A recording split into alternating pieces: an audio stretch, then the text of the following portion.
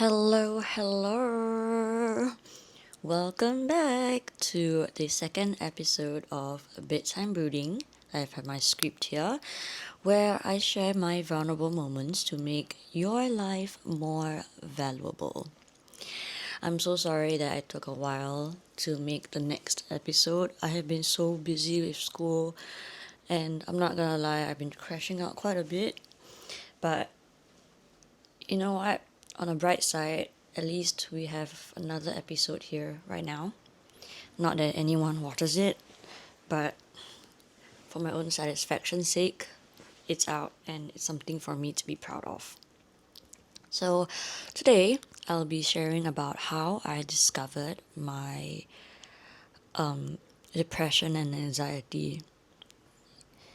So, it's not unknown that I have depression and anxiety because I'm pretty open about it. So, it's not like a mystery about my mental status, but the question that I never really answered was what caused it. Well, the very short answer is me. Like, I'm the problem. I'm actually the problem. So, anyways, how I discovered it, let's travel back in time as I uncover my past secrets. And hopefully, we get to learn something more about me and my growth as a person. So, throwing back over a decade when I was in primary school, so I struggled with self acceptance and my confidence a lot. And I was never ugly, but I felt that way about myself, and I was inferior to almost everyone. In short, I was a freaking pygmy.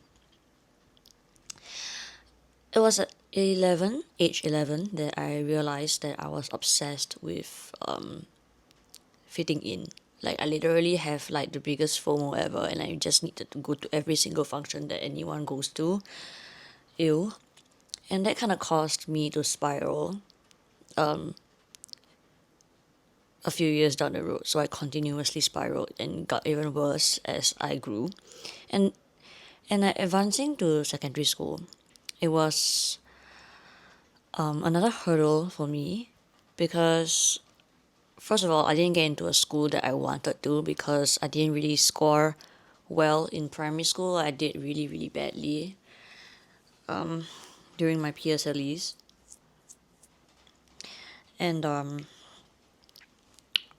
moving to a new school, a new environment, it really scared and it scarred me a lot. And I tried really hard to fit in. As you just know, I'm a massive pick me bitch. And I wanted everyone to like me. I wanted the teachers to like me. I wanted my friends to like me. I was just a freaking hoe. And eventually it backfired. And it was at age 12 to 13 years old that I learned how to self harm. And how I learned it was this friend of mine, she introduced it to me. I mean, she was my classmate previously, and I don't know where she is right now or how she's doing, but she was the one that taught me these methods, and I continued untreated all the way until I was 15, turning 16. So that was the year I had to take my O levels. And because I continued to be a little pygmy, I wanted good grades. I wanted to satisfy everyone and be the fastest runner in my school, be a prized student, be the lovely daughter that I thought I was. And during then, I was already the fastest runner in school because, what? It's hard. No, I'm kidding. Like, that was all I could do, like run, and I couldn't do anything else besides that. But because I also wanted to satisfy everybody else, I wanted good grades. I wanted to be the best.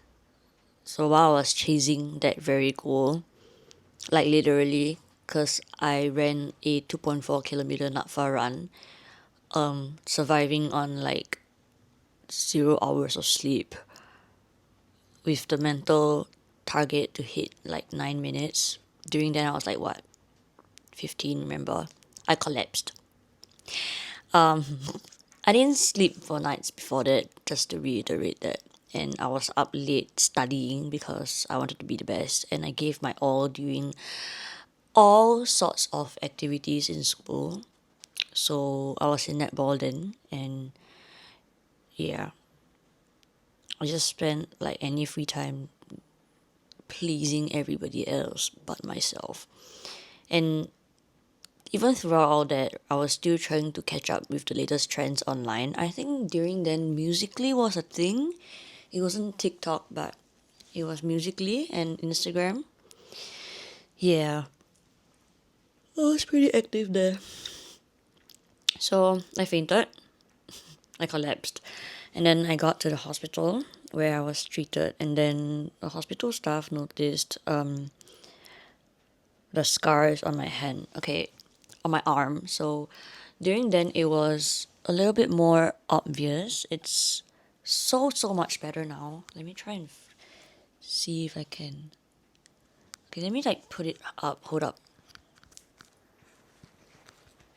Let me just like, so it looks like that now. Can you see it?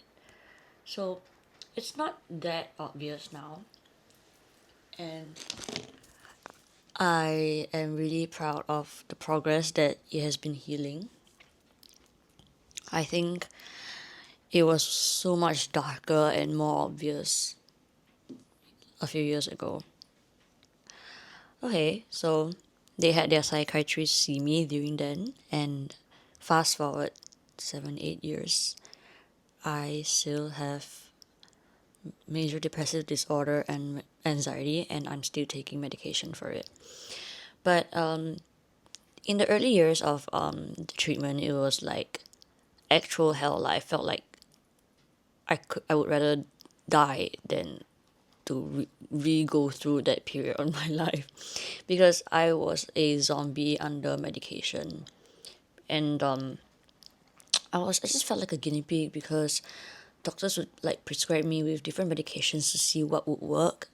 More often than not, it usually does not work, and then I'll just keep trying different ones, and then I'd relapse because of the changes, and then I'll succumb to swallowing rolls and bottles of those medication, which made my conditions worse. And then time to time, I would still go back to cutting myself and self-harming. So it was just like a very big frenzy of instability. And then fast forward or not to COVID years. So during the lockdown slash circuit breaker, those years were a blur to me because I mostly slept through those 2 years. I really don't know how I woke up and decided like I want to pick myself up. But I do know that like it generally took a lot out of me, and like to want to live and to continue with life. Okay, but like getting out of that horrible phase of like self harm and like the constant suicidal thoughts was awful. Like genuinely, I could not bring myself out of bed. Sometimes I would pee and like shit myself in bed because I could not get up. Like you just do not have the mental strength to do that. I would not eat for days. I would lose like kilograms after kilograms of weight like in a week, and I would like go missing. I would like literally not reply anyone, and it's just very worrying. My grades were also really bad during then. I was in polytechnic, but I think I'm very grateful that I had like really understanding peers around me. I mean, of course, I have met some that are assholes, but I shall talk about that later. Okay, you know what? I'm just talking about it now. Okay, so while I was like going through that horrible phase, right? Like, because it was so difficult for me, I met like really horrible people, and like they'll just be smoking and drinking, and it's just so degenerate.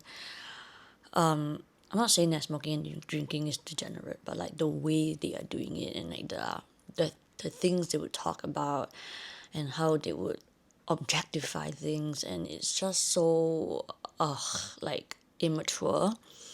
But like those assholes, I am so thankful to have met, because they allowed me to choose which direction that I want in life and I wanted to be in. So they kind of forced me to like choose myself, and then I chose the version that will constantly choose myself over and over again. And well, thankfully and successfully, it's been years since I last touched a razor for any self-harm purposes. And whenever I have suicidal thoughts, just because I'm on medication doesn't mean the suicidal thoughts have stopped.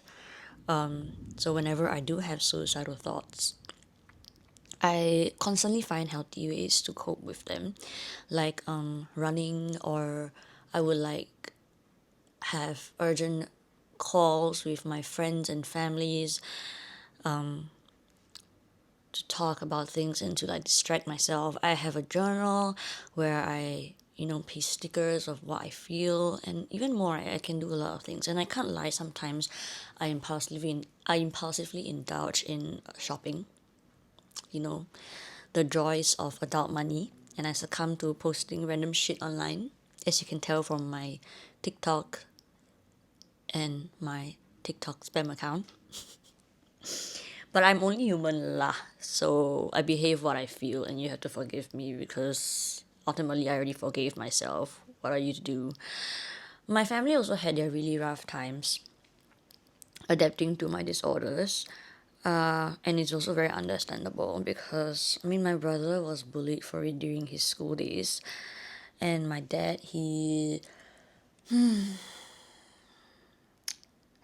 let's say he struggled dealing with my depression too, but that's a story for another day. But in short, fitting into the expectations of a parent was difficult for me, and I know that as a child and as someone that doesn't know or wasn't educated about the mental state, it must be difficult as well.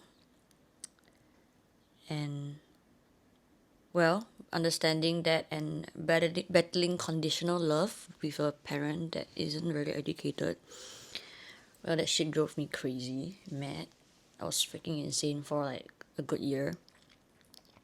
But anyways, while I'm still being treated and I'm on medication long term, I've been having medication for like 6, 7 years. I am very, very, very determined to help myself through this and constantly thrive and strive through life's hurdles with a consistent positive mind, and working towards the goal of being medication free and learning to cope with my depression without any medical help. Right now, I was previously at 60 milligrams of fluoxetine. If I'm not wrong, that's like one of the top few doses that could be prescribed to an adult. I was at 60 milligrams, but I worked my ass off, and now I'm halfway through. So I'm down to 30 milligrams after 6 years. And I'm really, really looking forward for me to slowly cope without medication and just fighting. Well, but I also had my fair share of maturing through all the shit that I've been through. I think, I mean, medication does help, and I would like to say that if you feel depressed, please, please, please seek medical help, because a lot of my friends tell me like they don't want to seek help because they're worried that it will reflect on their documents and it will affect employment for them, or they're worried that it's gonna build up in the long time, in the long run, like build up being like the medications and all the visitations is gonna keep building up in the long run, and you just don't want to commit to that. Some think that medication don't work, psychologists are scammers, blah blah blah. Those are understandable claims, but I feel like give yourself a shot. Take 6 months to try, and you never know, there could be little improvements or some things that you would learn in the clinic that would actually help you forever. And I can vouch for that because I was once in that position. Right now, I know that there's way more shit in life. I'm at age 22 and life has just begun for me. And I know that I just want to continue living through it. Yeah.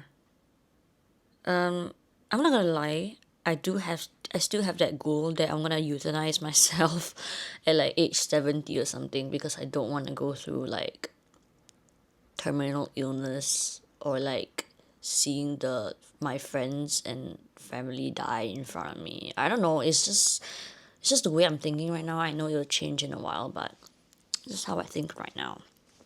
I'll like look back maybe in 3 years' time and see if I really want to go through with this, but maybe not. It's just like a passing thought, I guess. But anyways, to answer the question at the very start, to what was the problem? Problem is me. And at the very beginning, I had a very big issue with that. Couldn't accept that, I was imperfect, and I blamed myself a lot for it. But I realized that constantly blaming yourself doesn't really help, and you just have to constantly help yourself through it. So, understanding that, you're a problem, and acknowledging it and working towards it are three really big steps to working on yourself. Yeah. I think that's about it. It's like almost 20 minutes and it's midnight and it's also bedtime and I've been brooding. But yeah, so depression and anxiety, how was it like? Horrible. Like I mentioned, like this very mattress, I've changed mattresses so many times because I couldn't get out of it, and I wet myself, and it's just disgusting, full of sweat, tears, blood. Ugh, like my room, these four walls surrounding me has heard all of my silent cries for help. Crazy. The days of hyperventilation and loss of appetite, loss of sleep, or too much sleep, or just constant shaking and anxiety. I think it is something that every human will go through at least once in life, and will learn to acknowledge as they grow as a person. So I hope that this helped in some form, like to actually share that you're not alone if you are going through something similar. But yeah, I really do hope to help some people and make their lives more valuable and understand themselves better through my vulnerable moments. But anyways, leave any comments down, or you can always DM me on my socials. It is the same username everywhere else, and I'll answer them probably. You'll know when I answer them. It's either in the next episode or there'll be a Q&A episode if there were actually questions, because nobody watches me. But anyways, I'll see you at the next episode while I decide what I want to talk about. Okay, so that's about it.